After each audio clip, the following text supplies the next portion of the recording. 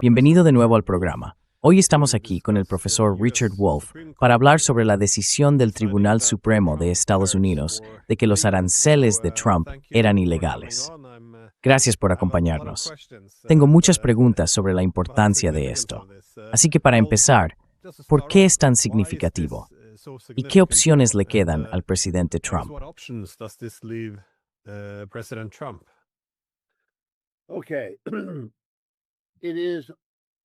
De acuerdo. Es algo muy significativo, y permíteme empezar admitiendo que te hablo desde la ciudad de Nueva York, así que mi perspectiva es muy estadounidense, al menos para iniciar nuestra conversación. Es importante porque el Tribunal Supremo ha sido percibido en todo el espectro político de Estados Unidos como muy alineado con Donald Trump. Él nombró a algunas de las personas que actualmente forman parte de ese tribunal. Está desequilibrado, por así decirlo, hacia el lado conservador, básicamente 6 contra 3. Muchas de sus decisiones son de 6-3, con los 3 liberales en contra de los 6 conservadores. Así que resulta muy interesante y significativo que esta decisión haya dividido, en esencia, a los conservadores. 3 de los 6 se pasaron al otro lado y se unieron a los 3 liberales para oponerse a los aranceles. Eso es lo primero.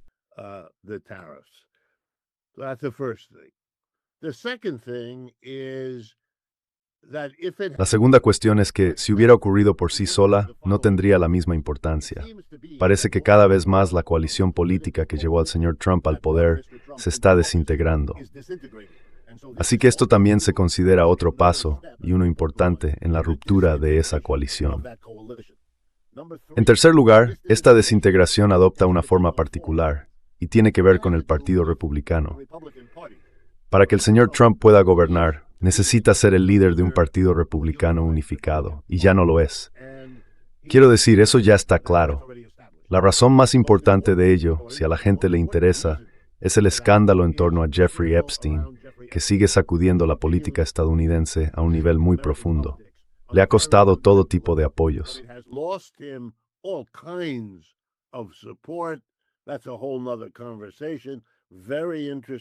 Esa es una conversación completamente distinta, muy interesante sobre la política estadounidense, pero secundaria respecto a la cuestión de los aranceles. Pero, dado que está ocurriendo, ahora tenemos una segunda fractura, no solo la relacionada con el escándalo Epstein y la evidente, y lo repito, en todos los ámbitos, complicidad del señor Trump en ese escándalo a todos los niveles, además del esfuerzo constante del gobierno por ocultar información al público sobre el mismo. Pues bien, el arancel es una segunda y diferente fractura. Así es como funciona. El Partido Republicano ha sido el partido cuya principal identificación en la mente del público es ser contrario a los impuestos. Durante más de 100 años ha sido el partido político, a nivel federal, estatal y local, que se opone a cualquier aumento de impuestos, que está a favor de toda reducción de impuestos, que empieza y termina todo con los impuestos.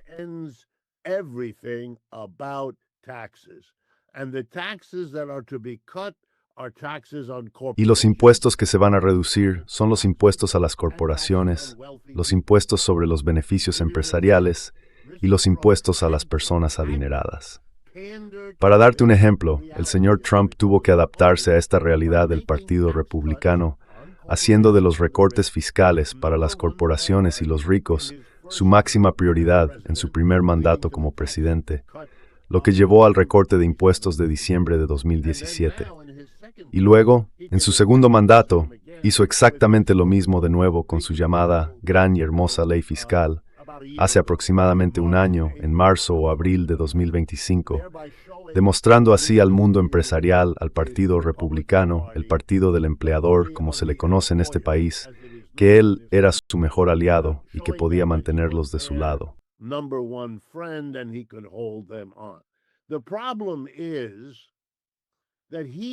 El problema es que o bien no lo entendió, o según el discurso del señor Trump, no está claro si simplemente está mintiendo porque le resulta políticamente conveniente, o literalmente no comprende que un arancel es un impuesto, y que es un impuesto que recae abrumadoramente sobre los estadounidenses, que son quienes tienen que pagarlo.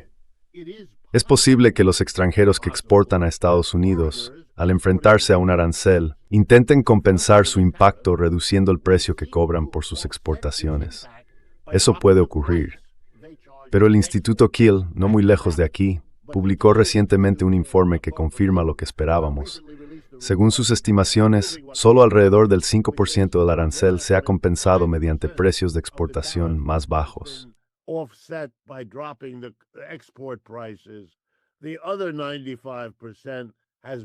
El otro 95% lo han pagado los estadounidenses, y eso ha generado mucha oposición. Ahora bien, la oposición es en su mayoría subterránea. En otras palabras, son empresarios y empresarias quienes lo dicen, quienes incluso lo expresan en publicaciones empresariales, pero no lo harán en un foro público por miedo a la hostilidad del presidente, porque los denunciará si hacen algo así. Así que ha estado ahí latente, pero evidentemente llegó al Tribunal Supremo. Si se leen sus declaraciones, está claro que encontraron una forma muy segura de abordar el asunto, anulando los aranceles con el argumento de que entraban en conflicto con la Constitución, que otorga el poder de imponer impuestos al Congreso y no al Poder Ejecutivo. Eso es cierto, pero han ignorado la Constitución por todos lados. El Tribunal Supremo lo ha hecho, Trump lo ha hecho. Así es el comportamiento de los jueces.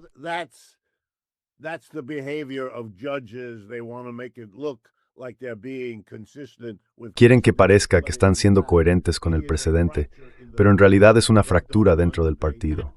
No quieren pagar impuestos. El sector empresarial de Estados Unidos está muy molesto. Y la ironía que a personas como yo, que no somos amigos del sector empresarial, nos divierte, es que obtuvieron una enorme rebaja fiscal en abril de 2025. Cuando llegaron los aranceles, quedaron compensados por esa rebaja fiscal de unos meses antes. Así que, en realidad, él sí cuidó de ellos, porque el arancel ya había sido anulado por los impuestos. La avaricia de la clase capitalista estadounidense es, como espero que estéis viendo ahora en Europa, ilimitada. Quiero decir, si pueden convertir a Europa en un estado tributario, lo harán. Lo están intentando. Y aquí lo están haciendo dificultándole la vida al señor Trump. Así que está muy debilitado. Está debilitado con ellos.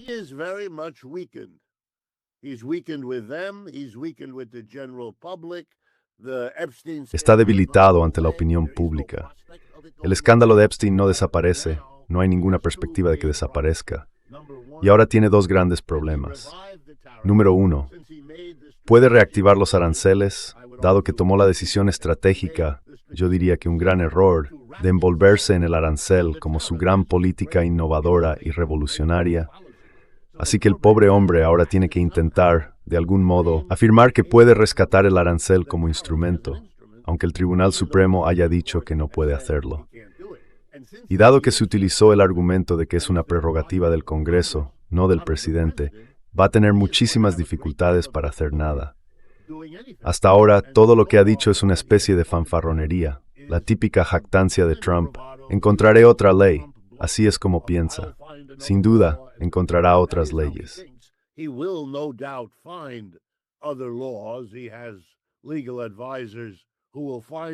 Tiene asesores legales que encontrarán otras leyes.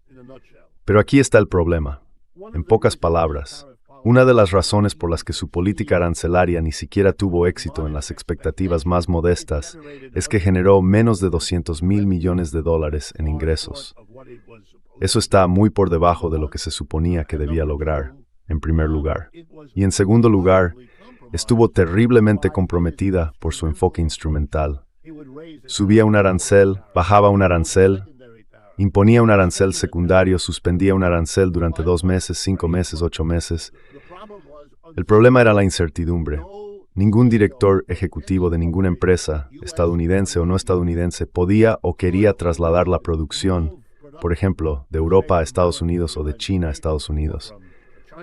Es una propuesta costosa que hace perder tiempo, mucho tiempo, 1 año o 2.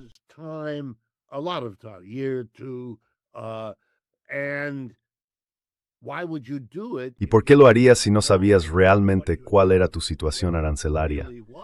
Puede que no lo hicieras ni siquiera sabiéndolo, pero si añades incertidumbre, entonces obtienes la siguiente estadística.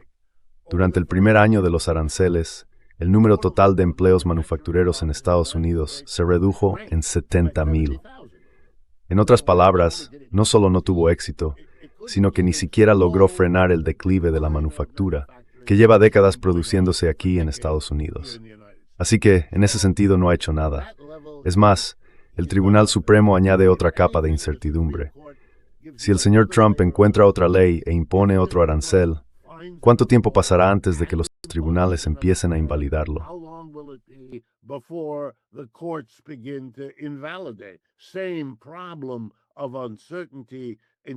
El mismo problema de incertidumbre y, por tanto, no resuelve su problema. Último punto. Los aranceles tienen el mismo tipo de problema que las sanciones.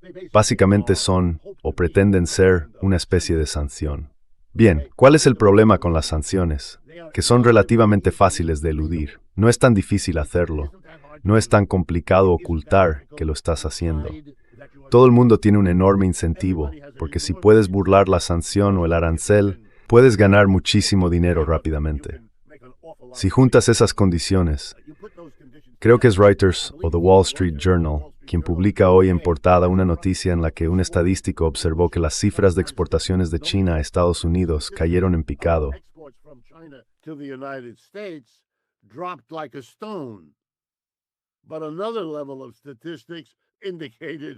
Pero otro conjunto de estadísticas no mostró ninguna caída. Y descubrieron que el problema son las evasiones, todas las formas en que los productos chinos entran en Estados Unidos sin pagar el arancel que se les asigna. Hay muy poco que se pueda hacer. Los europeos creo que ya van por el número 20 con sus programas de sanciones contra Rusia y la mayoría de ellos no funcionan. Hay libros enteros dedicados a esto, en los que académicos han hecho carrera en universidades estadounidenses, escribiendo estudios detallados sobre por qué las sanciones no funcionan. Es un asunto resuelto. Las personas que rodean al señor Trump lo saben, pero forma parte del debate público, parte del teatro político, no reconocerlo.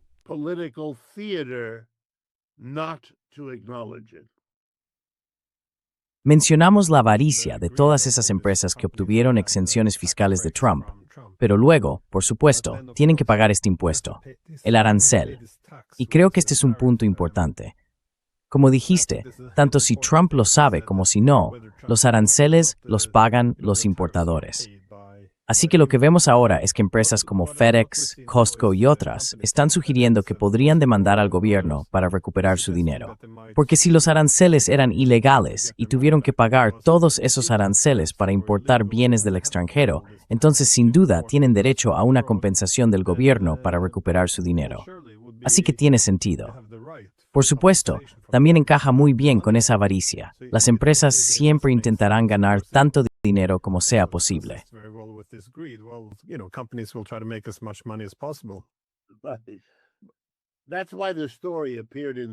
Por eso la historia apareció en la prensa de hoy. La estrategia de quienes quieren el reembolso hizo muy útil tener hoy en Estados Unidos noticias de primera plana sobre todas las empresas que han hecho trampas. Permite a quienes exigen el reembolso señalar a sus competidores que tuvieron éxito el año pasado, eludiendo los aranceles que deberían haber pagado. Ellos obtuvieron beneficios récord, pero las empresas que cumplieron la ley, no. Esto es una maniobra para conseguir que se les pague el reembolso. Hará que el Congreso sea más propenso a votar a favor de concederles el reembolso si, por alguna razón, Trump duda.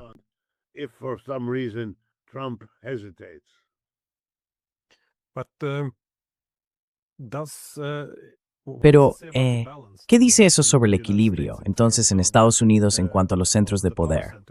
Trump necesita preocuparse, porque los tribunales, ya sabes, dictaminaron que los aranceles de Trump son ilegales.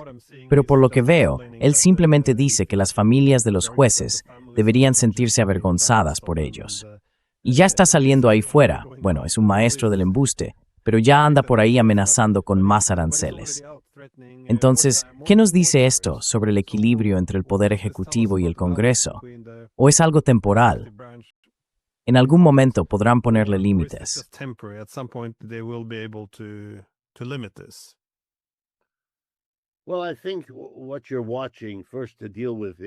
Bueno, Creo que lo que estás viendo, para empezar, al tratar con él, es que la gente tiene que entender que es un intérprete coherente. Ha actuado así durante muchos, muchos años, y eso le llevó al cargo más alto del país. Sería muy extraño esperar que de repente se comportara de otra manera. Siempre ha atacado con amargura a cualquiera que haya ofrecido la más mínima crítica en cualquier momento. La frase "me equivoqué" nunca ha salido de su boca. Obviamente, vemos más muchos errores. Los afronta fingiendo que no ocurrieron y ataca a Sabri y los mencionan.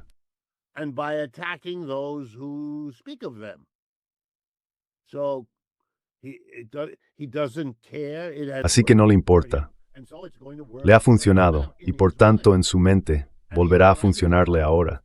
Se ha rodeado de personas que dependen completamente de él, que no tienen una base o posición política independiente. Observa al señor Rubio o al señor Vance o a cualquiera de ellos. Se sientan y se ríen cuando él hace una broma. Aplauden cuando parece necesitarlo. Y no expresan ni una palabra de disenso. También tienen cuidado de no decir mucho en privado, por llegar a sus oídos. Él se ha encargado de dejarlo claro. Si te enfrentas Ty y esto, no puede evitar hacerlo.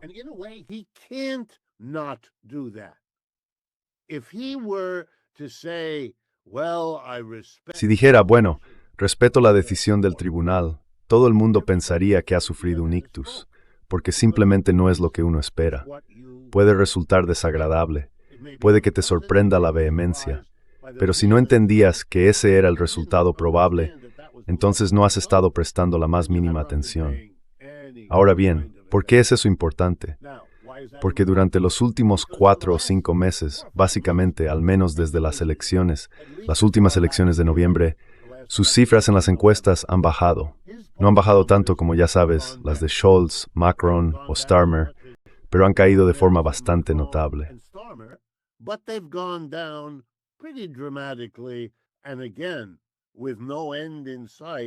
Y de nuevo, sin que se vislumbre un final para eso, él no se adapta en absoluto. Lo más cerca que ha estado, y créeme, está sacudiendo la política estadounidense de izquierdas de maneras profundas, lo más cerca que ha estado fue lo que le ocurrió en Minneapolis, Minnesota. Cuando la gente de esa ciudad, y lo digo de verdad, la gente de esa ciudad, se levantó contra ICE y expulsó todo ese programa militar de su ciudad, básicamente de su estado. Ahora el señor Trump está intentando castigar al gobernador de ese estado y castigar a todo el estado. Ayer cortaron Medicaid, ese es el programa que financia el acceso a la atención médica de las personas pobres. ¿Qué? Bueno, forma parte de algo.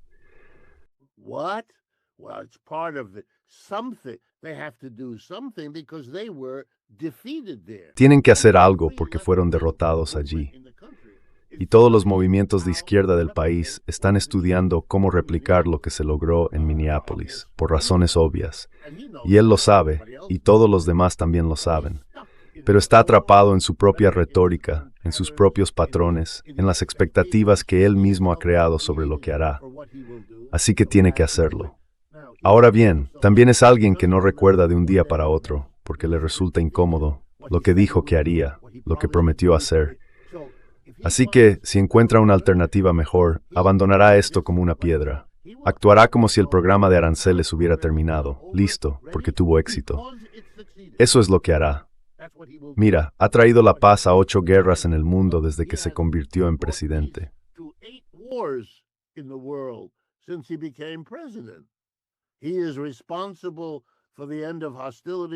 Él es responsable del fin de las hostilidades entre India y Pakistán.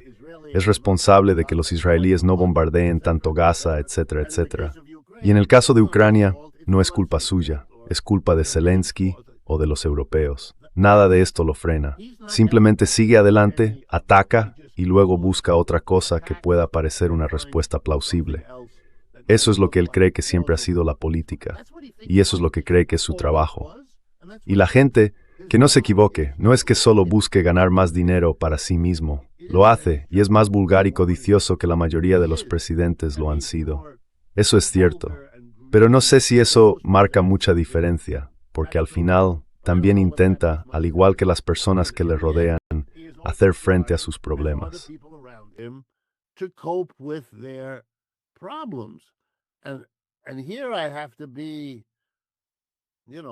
Y aquí tengo que ser, ya sabes, un analista social.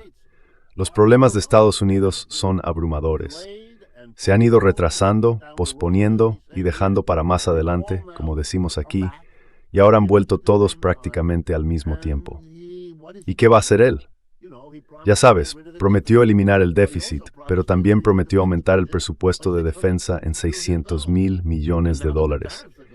Y ahora que los aranceles han desaparecido, no tiene absolutamente ninguna forma de pagar nada de esto. Y en cualquier momento va a iniciar una guerra costosa en Irán. Ya sabes, esto es, si buscas un modelo, entonces deberías fijarte en quien fuera Luis XIV o Luis XVI en Francia con su famosa frase, «Après-moi le déluge». Bien, ese es él. Después de él, que se las arregle otro, pero él va a pasárselo bien haciendo lo que hace.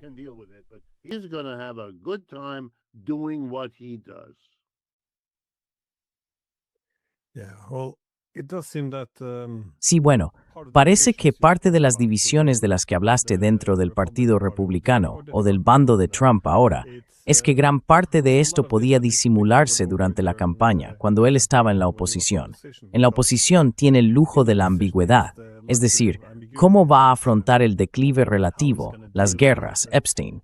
Ya sabes, puede prometer cualquier cosa, pero una vez en el poder, eso tiene que traducirse en políticas concretas. Entonces vemos que es más fácil dividirse. Así que, las guerras, ¿vas a retirarte realmente de ellas o solo vas a hacer guerras cortas? Quiero decir, de repente tenemos una nueva línea divisoria, igual que con Epstein.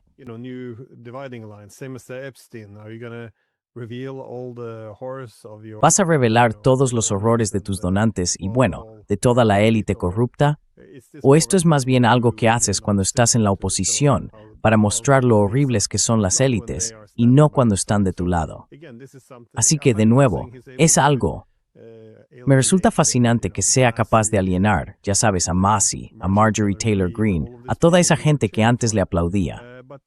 Pero parece que pasa lo mismo con los aranceles, como decías. Si el Partido Republicano es contrario a los impuestos, un arancel es un impuesto, por mucho que se intente presentarlo como si las potencias extranjeras te estuvieran dando dinero. Me preguntaba, sin embargo, bueno, muchos políticos sostienen que los aranceles también protegen, los empleos nacionales. Perdón.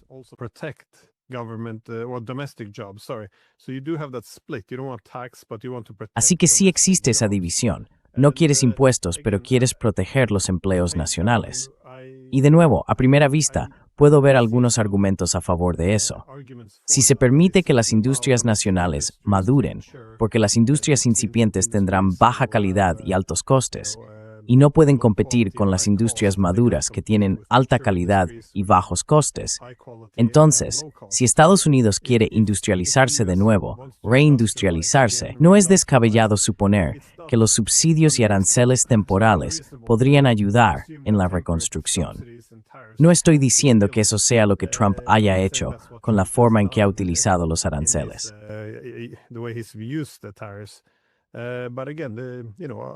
Pero, de nuevo, si observas las ideas de Alexander Hamilton, Friedrich List o Sergei Witte, todos veían un papel para los aranceles en la construcción de industrias locales. Por supuesto, las cadenas de suministro son mucho más complejas ahora, y hay una variedad de cuestiones que tendríamos que abordar. Pero, ¿cómo evalúas las políticas arancelarias actuales, las de quienes las querían para proteger los empleos nacionales? Es una postura razonable. ¿Crees que no han conseguido lo que esperaban? ¿O cuáles son los verdaderos efectos económicos de los aranceles de Trump, tanto a nivel nacional como internacional?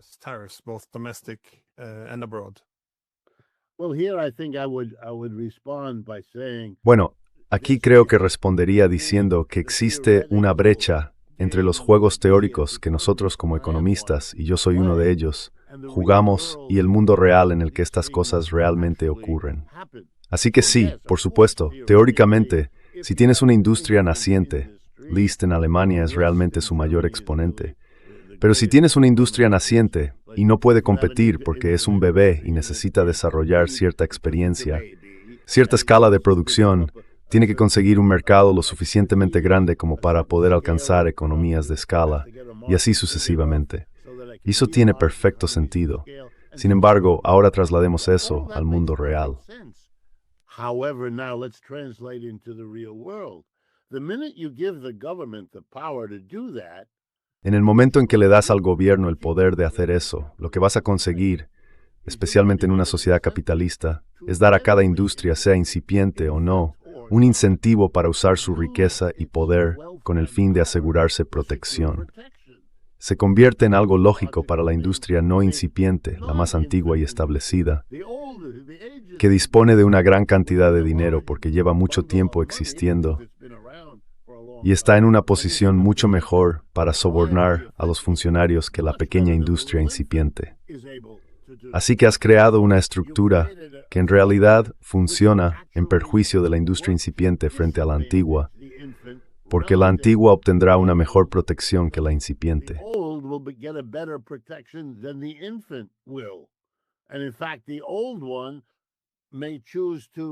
De hecho, el viejo puede optar por extinguir al recién nacido, matarlo, dándole muy poca protección. Es un poco como los aranceles y las sanciones, fingiendo que no se están eludiendo. Por supuesto, millones de petroleros se mueven por el mundo cargados de petróleo, y si abordas unos cuantos, porque puedes identificar el petróleo, encontrarán formas de hacerlo inidentificable. Quiero decir, esa es la lección de todos los regímenes sancionados que conozco. Cuba sigue siendo un problema para Estados Unidos. Las sanciones contra ella comenzaron en 1961, así que llevamos casi 3/4 de siglo de sanciones severas intercaladas con embargos, y no lo consiguieron.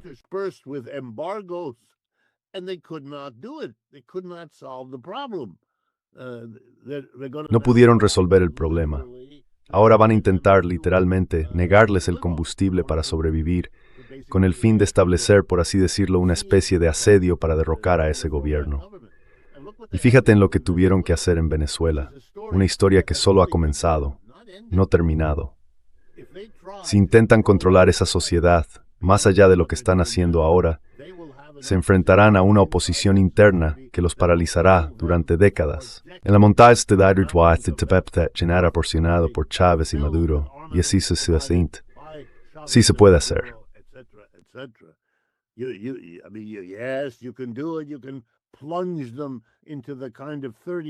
Puedes sumirlos en una especie de guerra civil de 30 años como la que tuvo Colombia.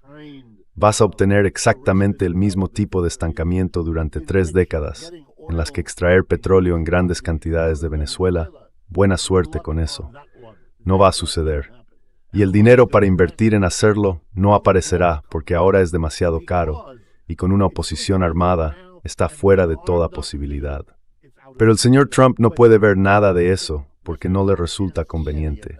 Así que piensa que puede presionar a Exxon y Chevron y que ellos entrarán allí y harán todo eso.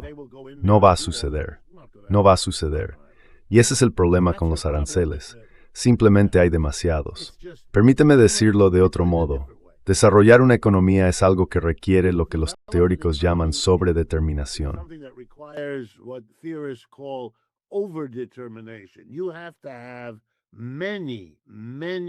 Tienes que tener muchísimas variables alineadas de una determinada manera.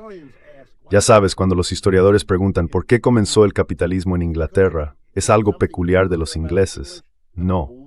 Tenían un conjunto de condiciones peculiares que permitieron el fin del feudalismo y el paso al capitalismo. Ya sabes, el fin del siervo del señor y la creación de la relación entre empleador y empleado. Esa transición ocurrió allí primero. ¿Y dónde ocurrió después? Bueno, eso dependía de ciertas condiciones particulares. Por ejemplo, en Holanda. Ocurrió después en Holanda por una razón concreta. Esto es lo que sabemos.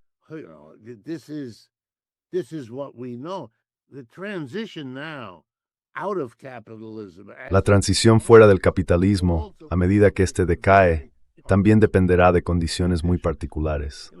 Verás por qué China. Bueno, en realidad estoy hablando de mi historia personal aquí. Cuando empecé a estudiar economía en la Universidad de Yale, donde obtuve mi doctorado en Estados Unidos, el campo al que se dedicaban todos los jóvenes, bueno, mejor dicho, no había mujeres entonces, todos los jóvenes se dedicaban al desarrollo económico. Nos entusiasmaba enormemente la idea de que nosotros, amables caballeros blancos occidentales, podríamos, con nuestro gran conocimiento de la economía, ir a Asia, África y América Latina para ayudarles a desarrollarse.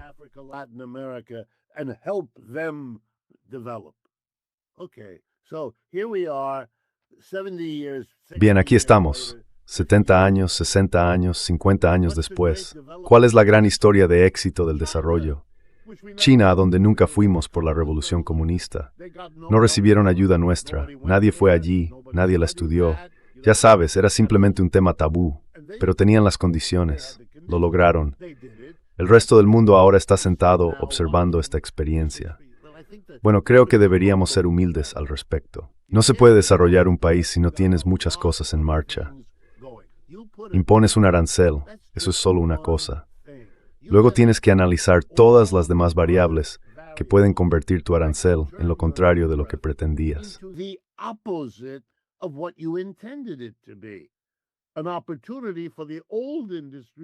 Una oportunidad para que las industrias antiguas aplasten a las nuevas ocurre constantemente. Sabes, Estados Unidos impuso los aranceles más altos a China y las exportaciones chinas a Estados Unidos, al menos aquellas de las que tenemos datos, disminuyeron. Mientras tanto, los chinos anunciaron el mayor superávit de exportación de su historia durante el último año.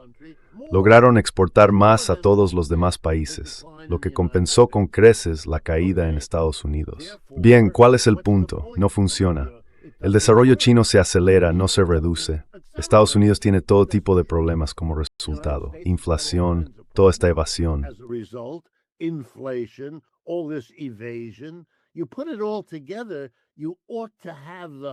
Si lo juntas todo, deberías tener la humildad de no dejarte atrapar en un error terrible. Lo has expresado muy bien, Glenn. Si eres un político y has hecho campaña lleno de críticas hacia quien está en el poder, entonces, una vez que obtienes el poder, tienes que elaborar una política. Tienes toda la razón, y eso es lo que hacen. Aquí está la política. Pero el problema es que, dada la forma en que piensan las sociedades, necesitan actuar como si esta política tuviera ese efecto. No puedes hacer. No puedes, ninguna política lo ha hecho jamás. Esto es teatro. Es el teatro que exige nuestra extraña política.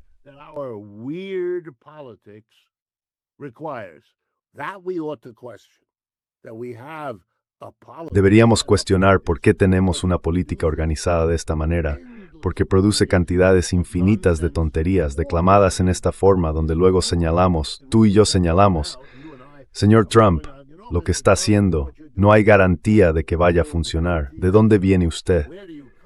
Pero es un problema más profundo de no entender lo que está ocurriendo, de no querer entenderlo, de querer que la gente vote por ti, porque tienes la solución. No, no la tienes, especialmente si se trata de un pequeño detalle, que es lo que son los aranceles. No son más que un pequeño ajuste del mercado al decir, en este mercado vamos a introducir un coste ad hoc. Simplemente lo ponemos ahí. De acuerdo, puedes hacerlo, pero imaginar que todo lo demás encajará por sí solo, eso se vuelve una estupidez.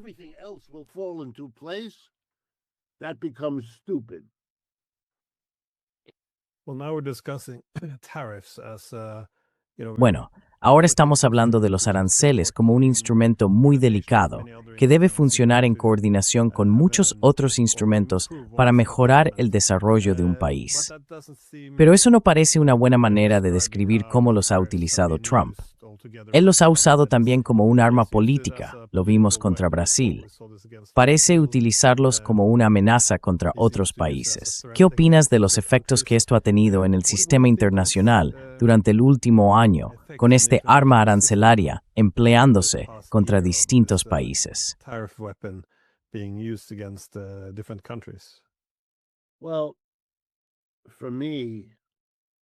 Bueno, en mi caso he estado aquí en Estados Unidos y llevo escuchando desde hace al menos, estoy pensando ahora, 10 años o más, un nivel creciente de algo. Y recuerda, mi padre era francés, mi madre era alemana, hablo esos idiomas, estoy implicado en Europa, presto atención, voy allí más que la mayoría de los estadounidenses, mucho más. Pero diría que desde hace al menos 10 años, si no más, he notado, miles de veces, un nivel creciente de falta de respeto. No es que hubiera mucho respeto al principio, pero cada vez percibo más y más falta de respeto. Ya sabes, en conversaciones informales he intentado comprender y preguntar a mis amigos estadounidenses, que son la mayoría de mis amigos, y no obtengo mucho en cuanto a respuestas, aparte de la fascinación estadounidense por lo que de algún modo es fuerte, duro y poderoso. Y eso no, Europa no, se asocia con esos adjetivos, al menos no en los círculos que frecuento. De los políticos en absoluto, e incluso los académicos, de quienes cabría pensar que serían más amistosos.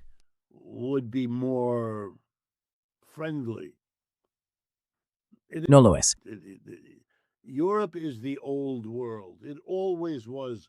Europa es el viejo mundo. Siempre lo fue. Si acaso ahora lo es aún más, y no tengo ninguna duda al respecto. Existe una fascinación absoluta por lo que se percibe como fuerza militar y económica. El señor Trump se apoya en eso. Afirma de manera convincente que es más fuerte que los demás, más dispuesto a usar esa fuerza, diciendo a la gente que la fuerza es la mejor manera de lograr la paz, e insistiendo en que la mejor forma de conseguir la paz es utilizar la fuerza que realmente se tiene. Y Estados Unidos tiene fuerza, y Rusia y China tienen fuerza. Europa no tiene fuerza. América Latina y África, ellos no tienen fuerza.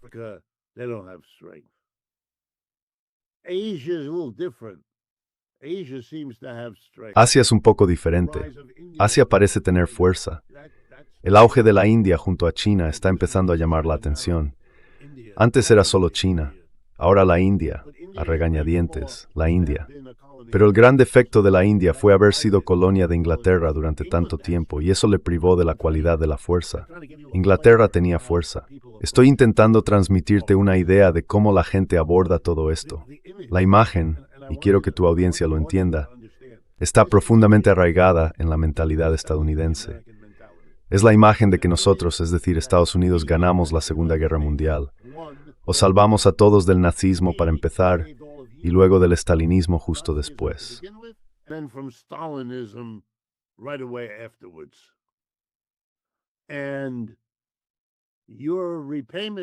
Y vuestra devolución hacia nosotros nunca ocurrió. No devolvisteis el Plan Marshall. No puedo decirte cuántos de mis profesores me dijeron eso en clase. Los europeos nunca lo devolvieron. Así que cuando Trump llega y dice, nos engañasteis todos esos años, y ahora simplemente os castigamos porque no os dejamos engañarnos más. Esa es la mentalidad. Que Europa es un debilucho comparado con la fuerza que nosotros tenemos. Vosotros tuvisteis fuerza, pero era Hitler, y os deshicisteis de él, lo cual es bueno. Nosotros deberíamos habernos deshecho de él, pero por desgracia eso os costó vuestra fuerza, porque los franceses no tienen ninguna. Los británicos perdieron la que tenían, y no queda nadie más.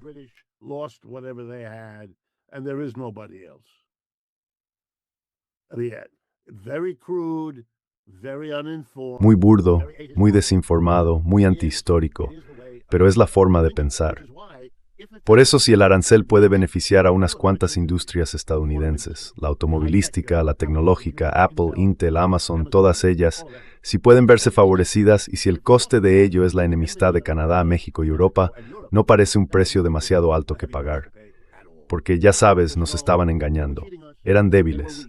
Y con estos aranceles vamos a hacernos mucho más fuertes. La única pega en todo esto es la vaga idea, y existe aquí, de que si se lleva eso demasiado lejos, demasiado rápido, entonces Europa podría cambiar de bando. Entonces Canadá y México podrían cambiar de bando. Eso es motivo de preocupación.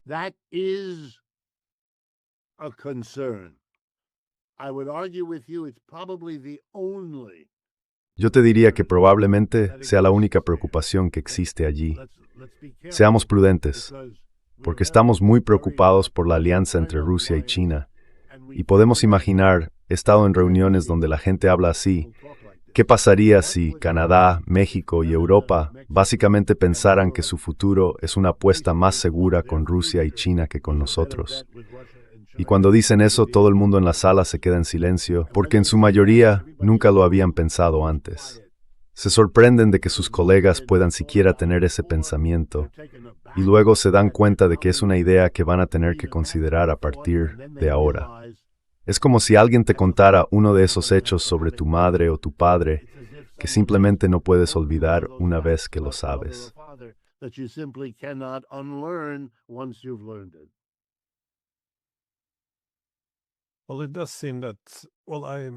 Bueno, parece que una de las principales fortalezas de Estados Unidos, que también puede verse como una debilidad, es que siempre ha pasado de una posición de fuerza a otra.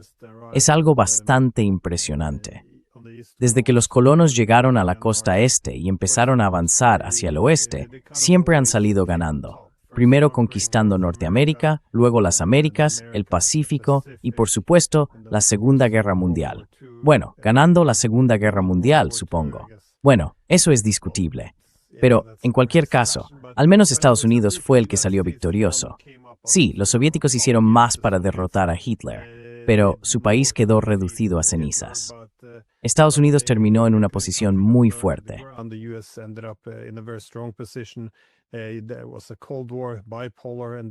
Hubo una guerra fría, bipolar, y luego al final esa fue la última gran guerra de campeonatos.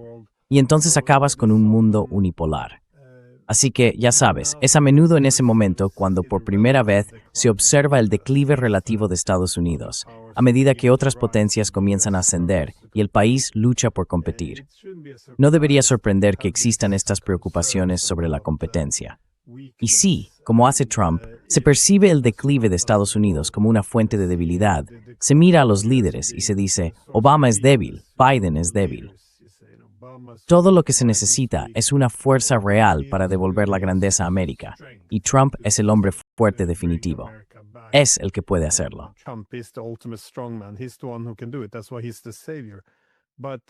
Por eso es el Salvador. Pero solo se puede aguantar esto durante un tiempo.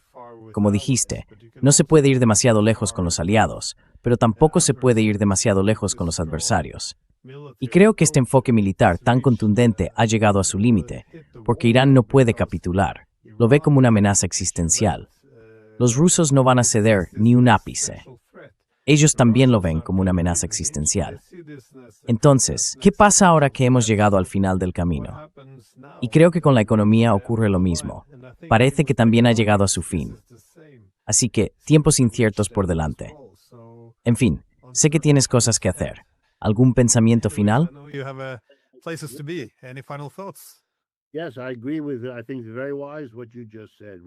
Sí, estoy de acuerdo con eso. Creo que es muy acertado lo que acabas de decir.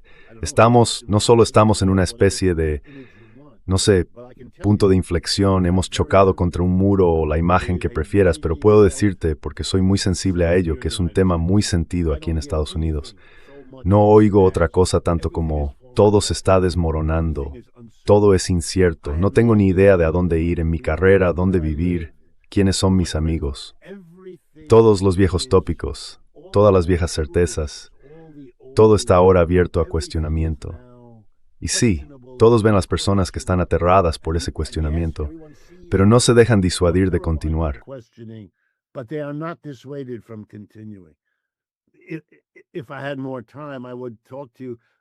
Si tuviera más tiempo, te hablaría de esta extraña lucha en Estados Unidos en la que el señor Trump se ha involucrado.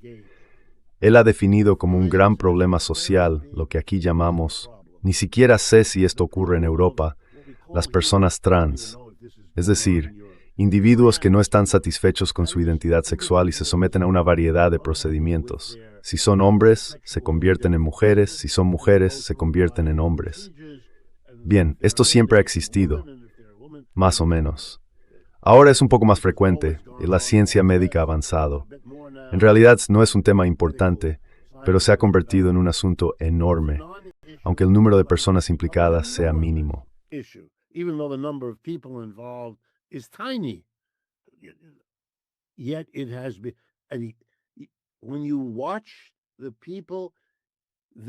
Cuando observas a la gente, su forma de hablar se desborda rápidamente hacia el mundo en su conjunto. La cuestión trans marca el fin de la seguridad de saber que si te vistes de cierta manera, eres un hombre y tú allí eres una mujer, y todo está perfectamente claro y bien organizado. Ahora ya no es así. Ahora en todo Estados Unidos celebramos todas las formas de sexualidad y de género, y todo es fluido. Es una metáfora maravillosa. Y el señor Trump encabeza la ofensiva, diciendo que no se les permitirá usar el baño, porque ya sabes, ¿qué baño? Todavía tenemos la mayoría de nuestros baños en Estados Unidos, no sé cómo será en Europa, divididos entre hombres y mujeres. America, I don't know how you have it in Europe, are either men or women. So you go into the room for the man if you're a man. Así que entras en el baño de hombres si eres un hombre. Entonces una persona trans plantea cierta cuestión.